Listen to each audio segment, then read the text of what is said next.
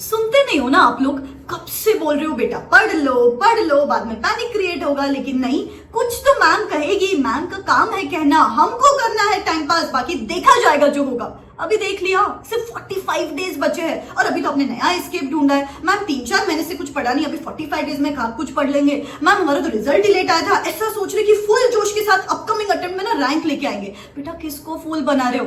Imagine करो वो result का दिन, जिस दिन आपके फ्रेंड्स उनकी सक्सेस स्टोरी पोस्ट कर रहे हैं, उनका सक्सेसफुल मार्कशीट पोस्ट कर रहे हैं और आप बस बैठे हो उन्हीं 4 दीवारी में वही सक्सेस स्टोरी स्क्रॉल कर रहे हो with that regret, with that pain की काश मैंने भी पढ़ाई की होती। बेटा अगर आपने सुना है कि दोस्त फेल हो जाए तो दुख होता है, लेकिन दोस्त पास हो जाए और आप फेल हो जाओ तो ज्यादा दुख होता है। And I don't want you to go through that pain, इसीलिए मैं आपको बोल रही हूँ पढ़ना शुरू करो। एंड पूरा 45 day strategy, study plan, routine सब कुछ मैं आपको इस वीडियो में बताने वाली हूँ। बस आपको एग्जीक्यूट करना है और मुझे कमिटमेंट देना है। I am going to carve my success story and I am going to emerge successful in May 25 attempt. और इस जोश के साथ वीडियो बिगिन करते हैं और ऐसे बहुत सारे videos guys time to time to help you, motivate you, guide you. ICI board of studies subject specific webinars conduct कर रहा है, जिससे आपके हर सब्जेक्ट में 15 to 20 मार्क्स बढ़ सकते हैं। सारे सब्जेक्ट की वेबिनार समरीज आपको इस चैनल पे मिलने वाली है, तो सब्सक्राइब करके रखना और बेल आइकन हिट करके रखना। Now number 1 point is being a reality check sheet. What do I mean by this? क्या होता है ना, आपका जो दिमाग है ना वो क्लैरिटी पे काम करता है। फिलहाल ना आप भी कंफ्यूज हो कि मेरा हुआ क्या है, बचा क्या है, आपको पता ही नहीं है कि मुझे क्या पढ़ना है और मेरा क्या हो चुका है। तो सबसे पहले सारे 6 सब्जेक्ट सामने लिख दो और उसके सामने लिख दो कि कौन सा चैप्टर हो चुका है, कौन सा चैप्टर बचा है, ताकि उस हिसाब से आप प्लानिंग कर सको। That gets me to my next point. बेटा अभी माइक्रोस्कोपिक प्लानिंग करना है। अभी अगर आपने अभी तक पढ़ाई शुरू नहीं की तो दिन भर में 12 to 14 आवर्स तो आपको पढ़ना पड़ेगा। अभी इसमें भी मैं बोलूं कि do a combination of 1 hard subject, 1 easy subject या 1 थियरी सब्जेक्ट, 1 प्रैक्टिकल सब्जेक्ट। जैसे फॉर इंस्टेंस अगर आप सीए इंटर ग्रुप 1 के स्टूडेंट्स हो तो 25 अप्रैल तक फॉर द नेक्स्ट 10 डेज दिन में 8-9 आवर्स अकाउंट्स को दे दो, 4-5 आवर्स जीएसटी को दे दो। उसके बाद के next 10 days till 5 April you can do a combination of 7 hours in a day for income tax, 7 hours in a day for law. अभी अगर ग्रुप 2 के स्टूडेंट्स हो do costing and SM for the next 10 days. उसके बाद audit और FM कर सकते हो 5 अप्रैल तक। कुछ लिखने की जरूरत नहीं, पूरा डिटेल टाइम टेबल मेरे टेलीग्राम हैंडल पे शेयर कर दूंगी, डिस्क्रिप्शन बॉक्स में लिंक है। फाइनल के ग्रुप 1 के स्टूडेंट्स हो तो अभी एफआर एंड ऑडिटिंग स्टैंडर्ड्स कर लो 25 तक। उसके बाद you can do AFM and auditing के चैप्टर्स। ग्रुप 2 के स्टूडेंट्स हो तो अभी कस्टम्स और डीटी कर सकते हो। उसके बाद जीएसटी और इंटरनेशनल टैक्सेशन कर सकते हो 5th तक। अभी इसमें भी ना और ड्रिल डाउन करो, आज कौन सा चैप्टर करोगी, कल कौन सा चैप्टर करोगी। फिर भले ही आप 60-70% चैप्टर्स करो, लेकिन इनको बहुत अच्छे से करो, बिकॉज 5th अप्रैल के बाद अपन 2 और रीडिंग्स करेंगे, पेपर्स दे देंगे, सो दैट अपन एग्जाम रेडी हो जाए। You know ICI section wise weightages के हिसाब से there are just selected chapters जिसमें से मैक्सिमम मार्क्स का आता है एग्जामिनेशंस में। तो बस वही सिलेक्टेड चैप्टर्स करके जाओगे ना तो भी आप एग्जामिनेशंस 45 डेज में स्मार्टली क्लियर कर सकते हो। Now the third point which is going to save too much of your time is fixate on your resource. बेटा आपके साथ ना too much is too bad वाला सीन हो चुका है। मैंने देखा है कि बच्चे के पास एक सब्जेक्ट का, एक तो आईसीआई मटेरियल है, फिर क्लास का मटेरियल है, फिर जिस फैकल्टी से मैराथन देख रहे हैं उनका अलग पीडीएफ है, फिर टेलीग्राम पे कोई रैंडम पीडीएफ नोट्स आ जाते हैं वो भी रेफर कर लेते हो,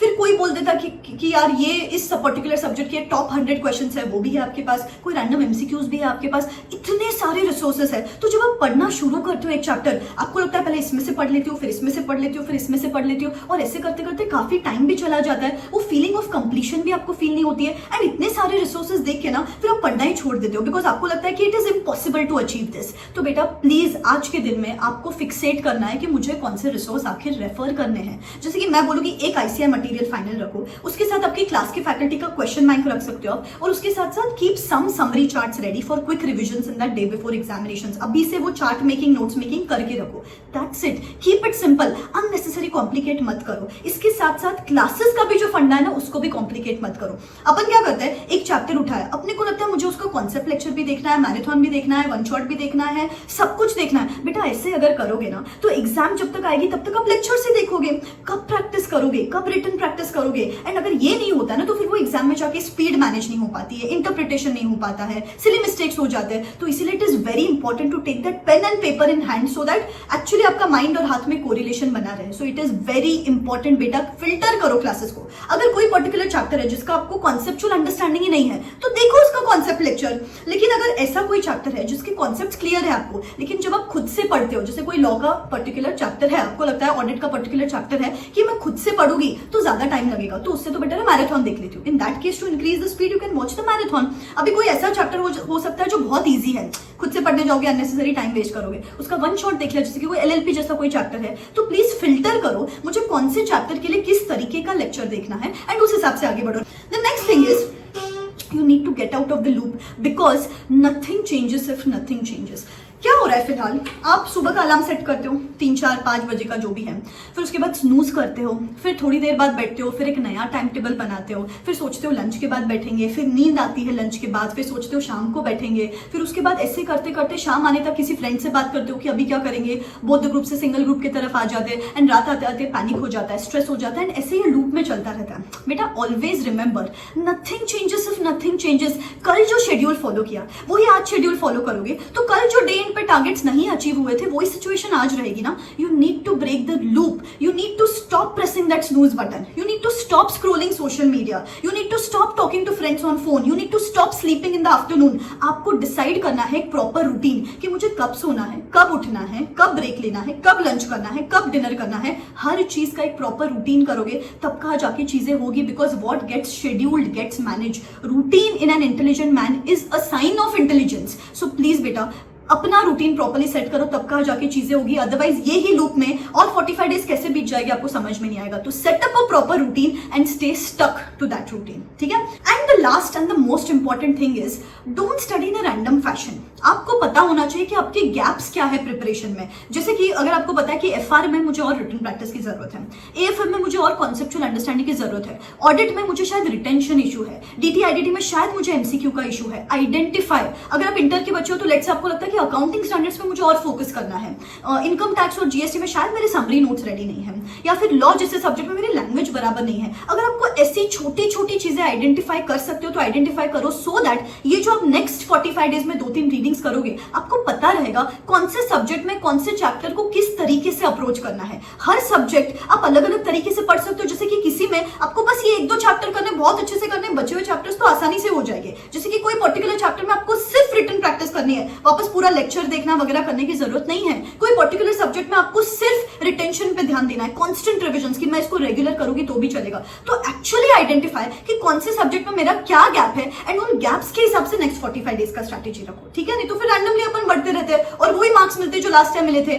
Not worry guys, to help you out, I am coming up with the last month workshop for CA intermediate and CA final students, जहां पे मैं आपके साथ एक स्मार्ट ब्लूप्रिंट शेयर करूंगी। मैंने क्या किया है, I studied all the ICI RTPs, MTPs, past written papers, section wise weightage study करके I understood that there are just selected chapters जिसमें से मैक्सिमम मार्क्स का आता है एग्जामिनेशंस में। तो which are these selected high earning chapters जिनको करके 2 से 3 रीडिंग करके अपन स्मार्टली अब तक एग्जामिनेशंस क्लियर कर सकते हैं। पूरा डिटेल में हम यहाँ पे बात करते हैं, और इसके साथ आपको हर सब्जेक्ट के 3 portion wise test plus 1 MCQ test plus 3 full syllabus papers, yes हर सब्जेक्ट के 7 test along with the evaluation which is going to be done as per the ICS standards आपको मिलने वाला है यहाँ पे for absolutely free of cost. जैसे आप वर्कशॉप के लिए एनरोल कर लोगे आपको इमीडिएटली टेस्ट सीरीज का एक्सेस मिल जाएगा। तो बेटा अगर आपने सिर्फ ये सिलेक्टेड हाई अर्निंग चैप्टर्स कर लिए, उसके साथ साथ हर सब्जेक्ट के 7 टेस्ट दे दिए, उसके साथ साथ जो भी गलतियां हम आपको इवैल्यूएशन में बताएंगे उस पर काम कर लिया, and if you avoid those mistakes in the examinations, मजाल है किसी की कि आपको फेल कर सके। बेटा यू वोंट बिलीव,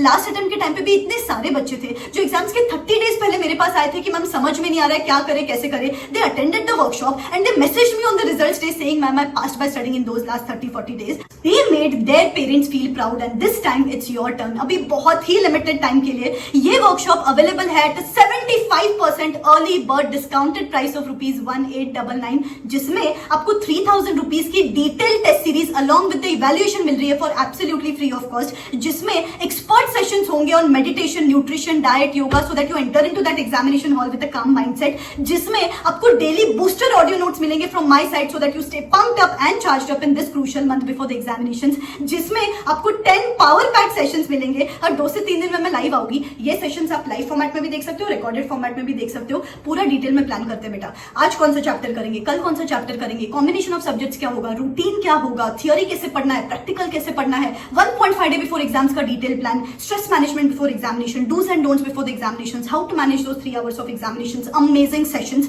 इसके साथ साथ अमेजिंग एक्टिविटीज जैसे कि मैनिफेस्टेशन, विजुअलाइजेशन, जिससे आपका दिमाग फ्रेश रहता है। And the main point is when you see so many other people around, they also haven't studied much till now, but when they are ready to give in their 100%, आपके अंदर भी अलग जोश आ जाता है। So hurry up, enrol yourself ASAP. बहुत ही लिमिटेड सीट्स लेने वाली हूं मैं, यहाँ पे नीचे डिस्क्रिप्शन बॉक्स में सारे लिंक्स और डिटेल्स है, ठीक है। बस पढ़ाई करना शुरू करते हैं, no more wasting time, and I would be there with you till the end of examinations, ठीक है। Believe in yourself, this is me signing out, wish you all the best, bye bye.